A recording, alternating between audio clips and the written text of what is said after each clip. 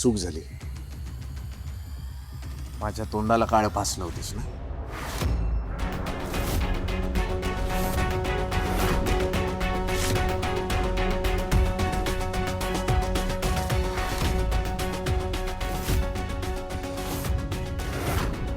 आमच्या घरातून आम्हाला बाहेर काढायला निघाला होतास ना तू.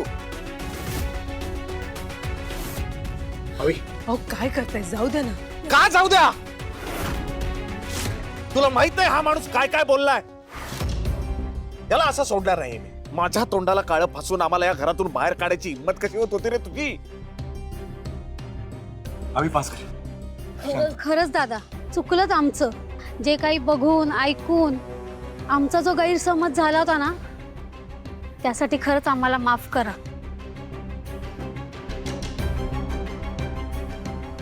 जाऊ दे ना राणीका, जाऊ द्या, सोडून द्या. अहो जाऊ द्या ना. नाही कसं जाऊ द्या? नाही जाऊ द्यायचंय कोणालाच. काय दुर्दैव आहे आपलं की हे असले शेजारी आहेत आपले. माणुसकी ही गोष्ट माहित नाही या लोकांना. अरे माणूस आपला असू दे परका असू दे, पण माणुसकीनं आपण वागायला हवं एवढी बेसिक शिकवण नाहीये तुमच्यामध्ये. आमच्यावर जेव्हा वाईट वेळ आली त्यावेळी तुम्ही सगळे आम्हाला घरातून बाहेर काढायला आलात, तोंडाला काळं फासलत माझ्या.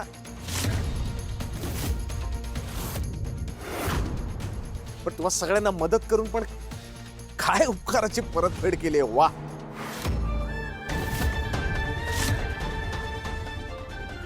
लक्षात ठेवायचं, जे तुम्ही सगळे वागलात ना, हे सगळं मी लक्षात ठेवणार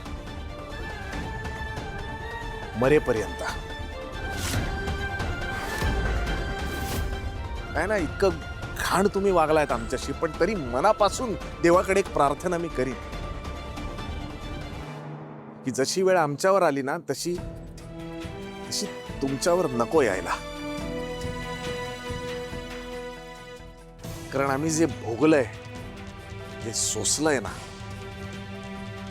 ते सोसण्याची ताकद कदाचित तुम्हापैकी कोणातच नसेल.